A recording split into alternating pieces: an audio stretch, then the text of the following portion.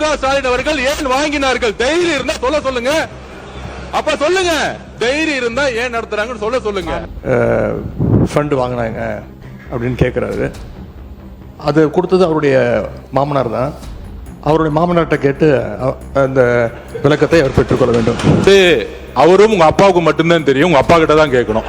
உங்க அப்பா சொல்லுவார். வணக்கம், இது அறத்தின் கழகம். இன்று நாம் சந்திக்கிற முக்கியமான பிரபல ஊடகவியலாளர், அரசியல் விமர்சகர் திரு கவிதாகுமார் அவர்கள். வணக்கம். குறிப்பாக இன்னைக்கு சட்டமன்றத்தை பார்த்துருப்பீங்க. நம்மளும் கொஞ்ச நேரம் அதில் உட்காந்து வந்துருக்கோம். ஆனால் இதில் ஒரு விஷயத்தை நான் பார்க்கணும்னு நினைக்கிறேன். மனப்படியே லைவாக எப்பவுமே பேசாத சிஎம் அவர்கள் எடுத்து இடையில பேச ஆரம்பிச்சிருக்காரு. ஏன்னா ஸ்கிரிப்ட் இருந்தால் அவர் சீர்வார்ன்ற விமர்சனத்தெல்லாம் தாண்டி இன்னைக்கு லைவாக குறிப்பாக உதயநிதி அவர்களுக்கு அதாவது குறிப்பாக மேகதாது விஷயத்தில் அவர் ஒரு பதில் சொல்லிட்டு இருக்காரு. அது வறட்சிக்கான நிவாரணம் கொடுத்தாச்சு, எல்லாம் பேப்பர் பிரச்சனை தெரியும், நீங்கள் மொத்த அரசியல் குத்தகட்டுன்னு சொல்கிறீங்க, பேப்பரை பார்த்தாலும் தெரியும், பேப்பர் பிரச்சனை தெரிஞ்சுக்கணும்னு சொல்லி கலாய்க்கிறாரு. முன்ன பின்ன பேப்பர் படிச்சிருந்தா நாட்டில் என்ன நடக்குதுன்னு தெரிஞ்சிருக்கும். ஸ்பெஷல் பேக்கேஜ்னா நீங்கள் கொடுத்தது 134 கோடி கொடுத்தீங்க. அது அனைத்து அரசுலையும் கொடுக்கறக்கூடிய ஸ்பெஷல் பேக்கேஜ் தான். இப்போ வறட்சி நிவாரண நிதி அவங்க கேட்குறாங்க. இது ரெண்டுத்துக்கும் வித்தியாசம் தெரிஞ்சுக்க வேண்டும். இது வெறும் காலைல பேப்பர் படித்தா மட்டும் பத்தாது. அங்கே அனைத்து கட்சி கூட்டத்தை கூட்டி அனைத்து விவசாயிகளோடையும் போய் கலந்து பேசி அவங்களுடைய கோரிக்கைகள் என்னன்னு நீங்கள் தயவுசெய்து கேட்டுக்கொள்ள வேண்டும். எதிர்கட்சி தலைவர் உதயநிதி ஸ்டாலினை மட்டம் தட்டுன்ற பேரில் அவர் இன்னைக்கு ஒரு வார்த்தை, ஏன்னா இப்போ இயல்பாக அவர் பேசும்போது பார்த்தா கடந்து போயிடுவார். இன்றைக்கி என்னன்னு தெரியல, அவர்கிட்ட உரண்டளிக்கிற மாதிரி ஒன்று பேசினார். பேசும்போது என்ன சொல்கிறேன்னா, குறுவை சாகுபடிக்கான நிவாரணம் நாங்கள் ஏற்கனவே வழங்கிட்டோம். ஏன்னா தொடர்ந்து விவசாயிகள் பிரச்சனையை திமுக முன்னெடுத்துகிட்டே வருது. ஏன்னா தஞ்சையிலேருந்து ஆரம்பித்த போராட்டம் இப்போ வரைக்கும் பார்த்தா அந்த விவசாயிகளோட பிரச்சனையை பேசவும் இவர் என்னென்னா இந்த பிரச்சனையோடு அதை உள்ளே கொண்டு வர்றார். குறுவை சாகுபடிக்கான நிவாரணத்தை நாங்கள் ஏற்கனவே வழங்கிட்டோம், அரசியல்னாலே நாங்கள் தான் அப்படின்னு அதை திமுக மாட்டேன்ற போல் அப்படி சொல்கிறார். நாங்கள் தான் சொல்கிறது. எப்போ பார்த்தாலும் அப்படி பேசுகிறவங்க பேப்பர் காலையில் இருந்துச்சு இப்போ சரியாக படிக்க வேணாமா அப்படின்னு கேட்குறாரு. என்னென்னா ஒரு காலத்தில் அதிகபட்ச திராவிட இயக்கம் சார்பாக 69 இதழ்கள் நடத்தின ஒரு கட்சி திமுக. வேறு எந்த கட்சியும் அவ்வளோ பத்திரிகை நடத்தலை. ஒவ்வொருத்தரும் ஒரு பத்திரிகை நடத்தியிருக்காங்க, ஒவ்வொரு தலைவரும் ஒரு பத்திரிகை நடத்தியிருக்காங்க. என்னென்னா அது வாசிப்பு ஒரு அறிஞர் அண்ணா துவங்கின ஒரு வழக்கம் என்பது இந்த கட்சியில் என்னென்னா கடிதம் தான். உடன்பிறப்புகளுக்கு கடிதம் எழுதுவது அண்ணா காலத்தில் துவங்கினது. அடுத்து தொடர்ந்து கலைஞர் செஞ்சார். அடுத்து இப்போ ஸ்டாலின் செய்கிறாரு. இது என்னென்னா வாசிப்பு என்பது அவங்களுக்கு ஒரு முக்கியமான விஷயமா இருக்குது. இவர் போகிற போக்கில் என்ன செய்கிறாருன்னா, காலையில் இருந்துச்சா பேப்பர் பார்க்க மாட்டீங்களான்னு சொல்லி எதிர்கட்சி தலைவர் சொல்கிறார். எதிர்கட்சி தலைவர் ரொம்ப அடக்கமாக என்ன சொல்கிறாருன்னா, அரசு தரப்பில் வழங்கப்பட்ட அந்த 134 கோடி ரூபான்றது சிறப்பு தொகுப்பு மட்டும்தான் அப்படின்னு சொல்கிறார். ஏன்னா அவர் பார்த்தா என்னென்னா கேட்குற நிவாரணம் சம்பந்தம் பேசும்போது பார்த்தா இவர் இதை சொல்லவுமே அதை தான் சொல்கிறார். அது வறட்சி நிவாரணம் இல்லை அப்படின்றார். ஏன்னா எப்படி எக்ஸ்போஸ் ஆகிறாருன்னா, அவரே வாங்கி, அதாவது ஒரு முதலமைச்சர் என்ன விஷயத்தை பேசுகிறோம், அதாவது நீங்கள் ஒரு கேள்வி கேட்கும்போது ஒரு பதில் இருக்கணும், அதுக்கான பதிலே இல்லாமல் பார்த்தா அவர் அப்படி ஒரு பிளாங்கை வைக்கவுமே அவர் என்ன செஞ்சிட்டாரு, நாங்கள் பேப்பர் படிக்கிறோம், நீங்கள் சரியாக படிக்கிறீங்களா அப்படின்னு ஒரு கேள்வி கேட்குறாரு. அது தேவையில்லாத விஷயம் தான். என்னென்னா அப்படி ஒரு விஷயத்தை ஏன்னா இன்றைக்கி முக்கியமான விஷயம் தான் மேகதாது அணை விவகாரம்.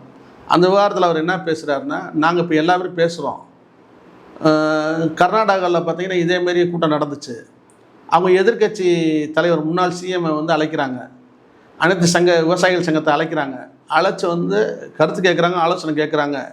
அதாவது நம்மளுக்கு தண்ணி தர மாட்டோம்னு சொல்கிறவங்கள இவ்வளவு தீவிரமாக இருக்கும்போது நம்ம தண்ணி வாங்குகிற இடத்துல இருக்கவங்க அப்படி தீவிரம் காட்ட வேணாமா அப்படின்னு கேட்குறாரு. இது இப்படி இன்றைக்கி காலையில் இப்படியான ஒரு சுவாரஸ்யமானது என்னென்னா, ஒரு அனைத்து கட்சிக்கான கூட்டத்துக்கான ஒரு முன்னேற்பாடாக அதை செஞ்சாகணும்னு எல்லா கட்சி தலைவரும் சொல்கிறாங்க. அதுக்கு உதாரணமாக சிவகுமா முன்னெடுத்த அங்கே அனைத்து கட்சி கூட்டம், பிஜேபி உட்பட கலந்து கொண்டது எல்லா வரையும் சொல்கிறாங்க. ஆனாலும் கூட அந்த அனைத்து கட்சிக்கான கூட்டத்துக்கான இணக்கம் நடந்தது தெரியலையே. முக்கியமாக இதில் நீங்கள் எப்படி பார்க்கணும்னா, கர்நாடகாவில் ஆட்சி செய்வது காங்கிரஸ் அரசு. ஆமாம், இவங்க கூட்டணி தமிழகத்தில் கூட்டணியில் இருக்கிறனால அது ஒரு சிரமத்தை அவங்களுக்கு உருவாக்கும் போல தெரியுது. ஏன்னா இந்த கூட்டம் அனைத்து கட்சி கூட்டம் தான் காங்கிரஸோட ஸ்டாண்ட் என்னவாக இருக்கும்.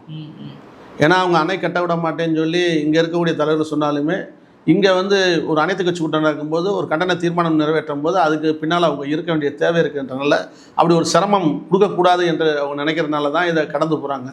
அனைத்து கட்சி கூட்டம் போது எல்லா பேருமே பேசும்போது அவங்க அதை பேச வேண்டிய சூழல் வருமே, அதனால முதலமைச்சர் அப்படி நினச்சிருக்கலாம். ஆனால் என்னென்னா நதிநீர் பிரச்சனையில் தமிழக அரசு வந்து தன்னோட நிலைமை விட்டு தராது அப்படின்றது பேசுகிறாரு. நாள் இனி போக போக அது எப்படி மாறும் தெரியாது. ஏன்னா குறுவை சாகுபடிக்கான தண்ணீர் இல்லை, முழுசும் டெல்டாவில் முழுசும் விவசாயிகள் பெரிய அளவு பாதிக்கப்படுறாங்க. நீ அவங்க வீதிக்கு வரும்போது இன்னும் இந்த பிரச்சனை தீவிரமாகறதுக்கான வாய்ப்பு இருக்குது. இன்றைக்கி நடந்த ஒரு நல்ல ஒரு விஷயம் என்னென்னா, முன்னாள் சட்டத்துறை அமைச்சர் ரகுபதியோட வருகை தான். பயங்கரமாக கலகலம். ஆமாம், சட்டமன்றம் என்பது பார்த்தா ஆம் என்போர் ஏற்க, அப்படி இல்லை என்போர்ன்றது தான் இன்றைக்கி பேசும்போது பெருவாரியாக அவர் பேசும்போது நிறைய குறுக்கீடு இருந்தது. அவை குறிப்புள்ள நிறைய நீக்கப்பட்டது. அதில் வந்து அவர் என்ன சொல்கிறாரு, பேசும்போது என்ன ஆரம்பிக்கிறாருன்னா, போன சட்டமன்றத்தை ஞாபகப்படுத்துகிறார் கூட்டத்தை. என்னன்னா, எங்கே உங்கள் தலைவர் அப்படின்னு கேட்குறீங்க, எங்கே இருக்கார் அப்படின்னு சொல்லி திட்டங்களை ஃபுல்லாக வரிசையாக சொல்லிகிட்டே வரார். அப்படி சொல்லிட்டு வரும்போது பார்த்தா இடையில எழுந்திரிச்சு பார்த்தா அவர் என்ன ஆரம்பிக்கிறாரு, நீதி அமைச்சர் பார்த்தா எல்லா இடத்துல இருக்கவர் தான், எங்கே இருக்காரு. ஆனால் அவர் பார்த்தா இன்னைக்கு வந்து கடனை வச்சுட்டு போயிருக்காரு. குறிப்பாக ஒவ்வொரு தனிநபர் மேலேயும் 1,00,000 இவ்வளோ கடன் வச்சுருக்கேன், 27 லட்சம் 1000 ரூபா கடன் வச்சுருக்கோம்னு சொல்லி சொல்கிறாரு. ஆனால் என்னென்னா இன்றைக்கி இருக்க கடன் ஒவ்வொருத்தோட குடும்ப கடன் வந்து 4.80 லட்சம் ரூபாய் இருக்கிறது அப்படின்னு அரசு தான் குடும்ப கடன் இருக்குன்னு சொல்லுது. ஆனால் கடனோட அளவு வந்து கூடிகிட்டே போகுது. ஆனால் இவர் கேட்ட கேள்விக்கு இப்படியான ஒரு பதில் இருக்குது. நல்ல இதில் வந்து என்னன்னா, கடன் வாங்கி இருந்தால் அரசு நடத்த முடியுன்றதோட மக்களுக்கான திட்டங்கள் என்னென்ன செய்யணும்னு சொல்லி இருக்குது. நாங்கள் ஃபுல்லாக என்னென்ன மக்கள் திட்டங்கள் செஞ்சோன்னு ஒரு பட்டியல் போகிறார். ஆனால் இவங்க பார்த்தா என்னென்னா, சொன்ன எல்லா திட்டங்கள்லையுமே வந்து வெற்றின்ற இது மட்டும் தான் இணைச்சிருக்காங்கன்ற ஒரு விஷயந்தான். தகவல் உரிமை ஆணையம் அது ஒரு முக்கியமான விஷயமா இருக்குது. அது செயல்படலைன்ற ஒரு குற்றச்சாட்டை வந்து முன்னாள் அமைச்சர் வைக்கிறார். என்னென்னா, ஒளிமறைவின்றி இந்த ஆட்சி நடக்குது அப்படின்னு நீங்கள் சொல்கிறீங்க, ஆனால் ஏன் இதுக்கான உறுப்பினர் கூட இன்ன வரைக்கும் நியமிக்கப்படலை அப்படின்னு ஒரு கேள்வி எழுப்புகிறார். தகவல் உரிமை பெறும் உரிமை என்பது அனைவருக்கும் வந்து நீதிமன்றத்தால் வழங்கப்பட்ட ஒரு இந்த ஆட்சி இவ்வளோ நாள் ஆகியும் ஒரு ஆணையம் செயல்படலை அப்படின்றதான் ஒரு பெரிய வருத்தமான விஷயம். ஏன்னா ஒவ்வொருவரும் தங்களுடைய தகவல்களை தெரிந்து கொள்வதற்கான ஒரு இடமா இருக்குது. அதை வந்து கேள்வி வந்து அவர் ரைஸ் பண்ண கேள்விக்கு வந்து பார்த்தா பதிலும் இல்லைன்னு வச்சுக்கோங்களேன். இதில் வந்து அவர் இன்னொரு பிரச்சனையை வந்து எழுப்புறார். காங்கிரஸோட எம்பி பிரவீன் சக்கரவர்த்தி இந்த அரசோட முக்கியமாக வந்து என்னென்னா, இந்த அரசை நடத்தக்கூடிய வியூக வகுப்பாளராக இருக்காரா அப்படின்னு ஒரு கேள்வி எழுப்புறார். ரகுபதி எழுப்புறாரு. அதுக்கு வந்து அமைச்சர் பார்த்தா டக்குன்னு எந்திரிச்சு பார்த்தா விஸ்வநாதன் பதில் சொல்கிறார். ஆச்சரியமாக இருக்குது. ஏன்னா அவை முன்னவர் இப்படியான விஷயங்கள் பதில் சொல்லுவார். இவர் எந்திரிச்சு ஏன்னா காங்கிரஸ்னால வந்து அவையில் இல்லாத ஒருவரை நீங்கள் பேசக்கூடாதுங்கிறது. அவையில் இல்லாத அண்ணாவை பற்றி பேசுகிறாங்க. ஆமாம், அது ஒரு பேசும் பொருள். ஆமாம், அது ஏன்னா அது சிஎம் பேசணும் இல்லையா. 1969 நீங்கள்லாம் கொஞ்சம் கவனமாக இருந்தால் விட்டுருக்கலாம், அன்றைக்கி அணைக்கட்டை விட்டேன்னு சொல்கிறாரு. அவர் வந்து என்னென்னா, கபினி அணை சம்மந்தமான இந்த நதிநீர் பிரச்சனை பேசும்போது அதை பற்றி பேசுகிறாரு. அண்ணா தங்களோட வழிகாட்டு தலைவராக சொல்லக்கூடிய விஜய் பார்த்தீங்கன்னா, அண்ணா மீதான சார்ஜை வந்து போகிற போக்கில் அவர் என்ன கலைஞரை மட்டும் மென்ஷன் பண்ண முடியாது. ஏன்னா 1967 கட்ட ஆரம்பிச்சாங்க. ஆமாம், 1974 வரைக்கும் முடியுது. அப்போ யாரெல்லாம் அதை குறை சொல்கிறாரு தெரியலையே. இல்லை, அவங்க வந்து ஒட்டுமொத்தமாக திமுக மீதான விமர்சனங்களை வைக்கும்போது இப்படி அண்ணா மேலே விமர்சனம் வைக்கிறார். ஏன்னா அண்ணாவை வந்து கொள்கை தலைவர் வழிகாட்டி தலைவர்கள் ஒருவராக வைக்கும்போது அண்ணா மேலான சார்ஜ் வைக்கிறாங்க. தப்பிக்கிறதுக்காக வந்து யார் மேலான சார்ஜ் வைக்கிறதுக்கு அவங்க தயாராக தான் இருக்காங்க. இன்னைக்கு நீதி எதிர்கொள்வதற்கு அண்ணா வரையும் போகணுமா? அதுதான் அவங்க எடுத்துக்கிற விஷயங்களை வந்து எப்படின்னா, யாரும் மேலேயாச்சும் பந்தை தள்ளி விடுறது தான் இருக்காங்க. இன்றைக்கி நடந்த விஷயத்தில் நான் பார்க்குறது வந்து இன்றைக்கி கூடுதலாக வந்து நம்ம நேரு சொன்ன ஒரு விஷயந்தான். என்னென்னா, நீங்கள் கடன் வாங்காமல் இந்த அரசை நடத்த முடியாது, கடன் வாங்கி தான் நடத்தணும். ஆனால் என்னென்னா, அதுக்கான திட்டமிடுதல் வேணும் அப்படின்னு சொன்னார். அந்த நேரத்தில் பார்த்தீங்கன்னா, நம்ம ரகுபதி வந்து பேசின ஒரு முக்கியமான விஷயம் இருக்குது. அவர் என்ன சொல்கிறாருன்னா, நீங்கள் எல்லா விஷயங்கள்லையும் வந்து வெளிப்படைத்தன்மைன்னு சொல்கிறீங்க, ஆனால் நீங்கள் அறிவிச்சிருக்கக்கூடிய இந்த மாமன் சீர் அப்படின்ற விஷயத்துக்கு வந்து நிதி பத்தாது. நீங்கள் அறிவிச்சிருக்க நிதிக்கும் அதுக்கும் சம்மந்தமே இல்லை. 812 கோடி ரூபாய் வந்து தான் ஒதுக்கீடு பண்ணியிருக்கீங்க. ஆனால் அதோட நிதி மதிப்பீடு வந்து 2000 கோடி ரூபாய் தேவைன்னு ஒரு முக்கியமான விஷயத்தை சொல்லியிருக்காரு. 2000 கோடி எங்கே இருக்குது, 812 கோடி ரூபாய் எங்கே இருக்குது, பாதியே இல்லை. இந்த விஷயத்துக்கான பதில் இல்லைன்னு வச்சுக்கோங்க. ஆமாம், அவங்களோட பதில் சொல்லவே இல்லையே. ஆமாம், பதில் இல்லை. ஏன்னா இதை வந்து எதிர்பார்த்துக்கிட்டே இருக்காங்க. அண்ணன் செய்வாங்க, எங்கள் அண்ணா செய்வார்ன்றாங்கன்னா இதுக்கான நிதி பகிர்வுன்றது இல்லை. ஏன்னா இது தங்கந்தனரசு வந்து ஒரு நல்ல விஷயம் பேசினார். அவர் என்ன பேசினார்னா, நிதி பகிர்வு என்பது மிக மிக முக்கியமான விஷயம். ஒன்றிய அரசு மத்திய அரசு மாநில அரசுகளுக்கு வழங்க வேண்டிய நிதி பகிர்வை வந்து நீண்ட நாளாக நாங்கள் கோரிக்கிட்டே இருக்கோம், தமிழகத்துக்கு கிடைக்கல. ஆனாலும் நாங்கள் வந்து மக்களுக்கான திட்டங்களை வந்து தொடர்ந்து நிறைவேற்றிக்கிட்டே இருக்கோம். இன்றைக்கி நீங்கள் தாக்கல் செய்த அறிக்கையில் 41% தான் வந்து நிதி பகிர்வு சொல்லியிருக்கீங்க. ஆனால் 50% மாற்றணும், அதை வந்து திருத்தம் கொண்டு வரணும்னு ஒரு முன்மொழிவை வச்சார். இந்த அரசு கொண்டு வந்த தீர்மானத்தையும் ஏற்றுக்கிட்டாங்க திமுகவில். வந்து இன்றைக்கி வந்து நடந்த விஷயம் வந்து இன்றைக்கி பட்ஜெட்டில் இருக்குது. இதில் குறிப்பாக பார்க்க வேண்டிய விஷயம்னா, இடையிடையில் பேசக்கூடிய அமைச்சர் ஆதவ அர்ஜுனா வந்து நாங்கள் துளி கூட காசு வாங்கலை, ஒருத்தர்கிட்ட காசு வாங்கலை, நாங்கள் ஏன்னா கான்ட்ராக்டர்லாம் யார்ட்டையும் நாங்கள் போகலை அப்படின்ற விஷயத்தை சொல்கிறார். ஆனால் என்னென்னா அதுக்குள்ளே உட்காந்துருக்க சில பேரோட முகம்லாம் வெளியேறி போயிருக்கு. என்ன காரணம் சொல்கிறீங்க? பல அமைச்சரோட முகம் வெளியேறி போயிருக்கிறது காமிக்க முடியுது. ஏன்னா 3% சொல்லி குற்றம் சாட்டுறாரு ரகுபதி. 3% நீங்கள் வாங்குறீங்கப்பா அப்படின்னு. உடனே யார் கொண்டிருக்கிறாங்கன்னா இவரும் கொண்டிருக்கிறாரு. புஷி ஆனந்துமே அப்போல்லாம் வாய்ப்பே இல்லை, பண்ணவே மாட்டோம். அவருமே இன்னைக்கு இயல்பாக பேசினாருங்க. அதான் எனக்கு ரொம்ப பிடிச்ச விஷயம் என்னன்னா, இதில் ஊராமே ஸ்கிரிப்டை தாண்டி எல்லாமே தன்னலட்சியாக பேசியிருந்து வரவேற்கக்கூடியது. ஆனால் சரியாக பேசினாருன்றது கேள்வி. அதில் புஷியானந்துக்கும் ஆதவ அர்ஜுனாவுக்கும் அவங்க பதறதுக்கான காரணம் இருக்குது.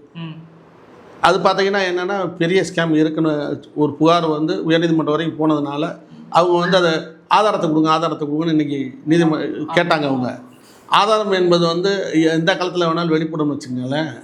அதனால் இவர் வந்து இப்போ செப்டம்பர் மாதம் வரைக்கும் இந்த பட்ஜெட் கூட்டத்தொடர் என்பது தொடரும். அதுக்கு பின்னால் நடக்கக்கூடிய விவகாரம் வந்து எல்லாத்துக்கும் தெரிஞ்ச விஷயந்தான். யார் இருக்க உள்ள, யார் வெளியிலன்னு அந்த முகமெல்லாம் பல பேர் முன்னால் உட்காந்துருக்க அமைச்சரோட முகம்லாம் தெரியுது. நம்ம இருப்போமா இருக்க மாட்டோமா அப்படின்னு. இந்த யாரும் ஒத்த பிசா கூட வாங்கலன்னு சொல்லி சொன்னாங்கல்ல, அது பார்த்தீங்கன்னா இந்த பட்ஜெட் கூட்டத்துக்கு பிறகு தெரிய வரும். வாய்ப்பு. அதாவது ஸ்டாலின் அவர்கள் வந்து சிக்கல், அதாவது அவர் வந்து ஒன்றும் செய்யாமல் போயிட்டாரு. சட்டமன்றத்தில் நிதியமைச்சர் மரியவில்சன் பேசும்போது பார்த்தா ரகுபதியை கோட் பண்ணுறதுக்காக என்ன செய்கிறாருன்னா, எங்கே இருக்கார் ஸ்டாலின் அப்படின்னு சொல்லி பேசும்போது பார்த்தா எங்கே இருக்காருன்னு எங்களுக்கு தெரியும். நான் தமிழகத்தில் இருக்கக்கூடிய ஒவ்வொரு குடிமகன் மேலேயும் 1,28,800,000 ரூபா வந்து கடன் இருக்குது, அங்கே வந்து ஸ்டாலின் தெரிகிறார் அப்படின்னு சொல்கிறாரு. ஆனால் டக்குன்னு அதுக்கு வந்து முன்னாள் அமைச்சர் KN நேரு சரியான பதில் கொடுத்தாரு. கடன் வாங்குவது என்பது அனைத்து மாநில அரசுகளுக்கும் உரியது தான். ஏன்னா ஒரு மாநிலத்தின் வளர்ச்சி என்பது அதோட வளர்ச்சியின் அடிப்படையில் தான் ரிசர்வ் வங்கி அனுமதியோடு தான் வழங்க முடியும். கடந்த 5 ஆண்டுகளாக நாங்கள் பல்வேறு விஷயங்களை செஞ்சது அப்படி அடிப்படை நடுவில் தான். நீங்கள் ஆனால் கடன் வாங்குவதே தவறுன்னு சொல்கிறீங்க. ஆனால் இப்போ 3 மாதத்தில் 22,000 கோடி ரூபாய் கடன் வாங்கிறீங்க. அதை நாங்கள் தப்புன்னு சொல்லலை. ஆனால் என்னன்னா நீங்கள் வந்து பார்த்தா கடன் வாங்காதே தவறுன்னு சொல்லிட்டு கடன் வாங்கிட்டு இருக்கீங்க. இது ஒரு முரணாக இருக்குது அப்படின்னு உடனுக்குடன் பதிலடி கொடுத்தாரு. ஆனால் இதில் இன்றைக்கி முக்கியமான ஒரு விஷயம் என்னென்னா, அம்மா உணவகம் விஷயம் வந்து திருப்பி வந்திருக்கு. இல்லை, இது கூட எந்த விஷயம் நடந்துச்சு இல்லையா? அவர் நம்ம முன்னாள் சட்டத்துறை அமைச்சர் ரகுபதி பேசுறது மிக முக்கியமான விஷயம். ஆமாம், அவர் வந்து இதை பேசும்போது என்னென்னா இன்றைக்கி கட் பண்ணிக்கலாமா? தாவேக்காவோட கொள்கை எதிரியோட சரண்டர் ஆயிடுச்சு அப்படின்னு ஒரு குற்றச்சாட்டை வந்து முன்னாள் ஆமாம் முக்கியமான விஷயம் சைலண்டாக சரண்டர் ஆயிடுச்சுன்னு ரகுபதி முன்வைக்கிறாரு. ஆச்சரியமாக இருந்துச்சு, என்னடா இப்படி ஒரு எதில் அவங்க ஆகிட்டாங்க அப்படின்னு பார்த்தா அவர் என்னென்னா வெற்றி 150 திட்டம். என்னென்னா அது தாவேக்கா அரசோட திட்டத்தில் அது ஒரு பேர். ஏன்னா இப்போ கடந்த காலங்களில் மகாத்மா காந்தி தேசிய ஊர வளர்ச்சி திட்டமாக இருந்தது. அவங்க மாநிலத்தில் வந்து இப்படி ஒரு பேரை வச்சுருக்காங்க. இந்த திட்டத்தில் வந்து கடந்த 5 ஆண்டுகளாக வந்து திமுக அரசு கடுமையாக எதிர்ப்பு தெரிவித்தது. ஏன்னா மாநில அரசு வந்து 40% நிதி அதில் வழங்கணும்னு சொல்லும்போது முழுமையான நிதியை வந்து நீங்கள் தான் வழங்கணும் அப்படின்னு நின்றுச்சு. 3,500 கோடி ரூபாய்க்கு மேலே வந்து அது தரமாட்டேனே மறுத்தது. கடந்த திமுக ஆட்சியில் வழங்கப்படலை. ஒன்றிய அரசால் வழங்கப்படாத அந்த நிதியை வந்து தன்னோட சொந்த நிதியிலேருந்து வழங்கினது தான் அது. அதை சுட்டி காட்டினார். இன்றைக்கி ரகுபதி சுட்டி காட்டி நாங்கள் அப்படிலாம் நிதி இது பண்ணோம். ஆனால் நீங்கள் இன்றைக்கி பார்த்தீங்கன்னா அந்த திட்டத்தை சத்தம் இல்லாமல் வந்து ஏற்றுக்கிட்டு சரண்டர் ஆகிட்டீங்க அப்படின்னு ஒன்று சொல்லியிருக்காரு. ஏன்னா பிஜேபி வந்து நீங்கள் நெருங்குறீங்கன்ற ஒரு குற்றச்சாட்டை வந்து அவர் வச்சுருக்காரு இன்றைக்கி. ஆனால் அதுக்கு பதில் உங்கள்கிட்ட வந்து இல்லை. முக்கியமாக வந்து என்னென்னா எல்லாத்துக்குமே வந்து பதில் சொல்லக்கூடிய ஆதவ அர்ஜுனா இன்றைக்கி பார்த்தீங்கன்னா அதிமுக ஏற்கனவே வந்து பல பேரை அவங்க வந்து தன்மையப்படுத்தினாலும் இன்றைக்கி மீண்டும் பார்த்திங்கன்னா அதிமுக கொண்டு வந்த அம்மா உணவு திட்டத்தை பற்றி ஆமா அது இன்னைக்கு பேசும் பொருளாமா பேசு பொருளாக மாத்துறாரு. என்னன்னா அம்மா புகழ் பாடி இன்னைக்கு பார்த்தா அம்மாவோட உணவு. கடந்த 5 ஆண்டு காலமா திமுக எந்த செயல்படவும் இல்லை, நாங்க கொண்டு வந்திருக்கோம். ஆமாம், அவர் என்ன சொல்றாருன்னா எல்லா இடங்கள்லையும் இயங்குதுன்றாரு. இவருக்கு பார்த்தா ஒத்துழைப்பு பார்த்தா திடீர்னு பார்த்தா வேலுமணி பார்த்தா அதிமுக முன்னாள் அமைச்சர் வந்து சொல்றாரு ஆமான்றாரு 5 ஆண்டுகளா வந்து திமுக ஆட்சியில் இயங்கல, நிதி ஒதுக்கிட்டே சொன்னாரு, நிதி ஒதுக்கி இருக்கோம்னாரு. என்னன்னா இது வந்து ஒவ்வொரு பகுதியிலும் கார்பரேஷன் நிதி, இதோட நிதி வந்து ஒவ்வொரு பகுதியில் இருக்கக்கூடிய தகுதிக்கு தகுந்தவாக்கில் தான் பண்ணுவாங்க. ஆனால் இப்போ வந்து பார்த்தீங்கன்னா சிறப்பாக செயல்படுது அப்படின்னு சொல்லி இவர் ஒரு ஆதவர்ஜனா சொல்லியிருக்காரு. ஆனால் பல்வேறு இடங்களில் அது மூடப்பட்டிருக்கிறத நம்ம பார்க்குறோம். பொதுமக்கள் அப்படியான குற்றச்சாட்டை பண்ணுறாங்க, அம்மா உணவும் செயல்படலை அப்படின்னு சொல்கிறாங்க. ஆனால் எல்லா இடங்களிலும் தமிழ்நாடு சிறப்பாக இயங்குகின்றார். இவர் வேலுமணியும் சேர்ந்து பார்த்தீங்கன்னா இப்போ நல்லா இருக்குது, கடந்த 5 ஆண்டா சரியில்லை அப்படின்னு சொல்கிறாரு. ஏன் அவர் போய் இப்படி சொல்கிறாருன்னு தெரியல. என்ன காரணம்? ஏன்னா இவர் பார்த்தீங்கன்னா இந்த அதிமுக கூட்டத்தில் எல்லாமே தனி ஒருவன் மாதிரி அப்படியே தனிச்சு இருக்காரு. சரி, என்னன்னா மீண்டும் வந்து பார்த்தீங்கன்னா முருகமலை வேதாளம் மாதிரி தேவகாசிட்டு போகிறாரா என்னன்னு தெரியலை. நம்ம பின்னால் இது சம்மந்தமான விஷயங்களை பின்னால் பேசலாம், ஆய்வு பண்ணி பார்ப்போம். வாய்ப்பு இருந்தால் உண்மை இருக்கும் பட்சத்தில் நம்ம என்ன வெளியிட போகிறோம், உண்மையிலே சிறப்பாக இருக்கும் பட்சத்தில் பாராட்டப்படலாம், அது வந்து குழப்பம் கிடையாது. பார்ப்போம். இன்றைக்கி சட்டசபையில் பல்வேறு விஷயம் நடந்திருக்கிறது, அது ஒரு பேசும் பொருளாகவும் மாற்றிருக்கிறோம். அது அப்படியே மக்கள் மாதிரியே விட்டுடுறேன். விவாதத்தில் அறக்கலக்கு நேரம் ஒதுக்கி